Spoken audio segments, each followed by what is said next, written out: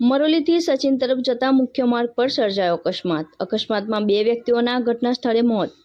મરોલીથી સચિન તરફ જતા માર્ગ પર અજાણ્યા વાહન ચાલકે બાઇક ચાલકને અડફેટે લીધા. અજાણ્યા બાઇકને ટક્કર મારતા 2 યુવકોના ઘટના સ્થળે જ મોત.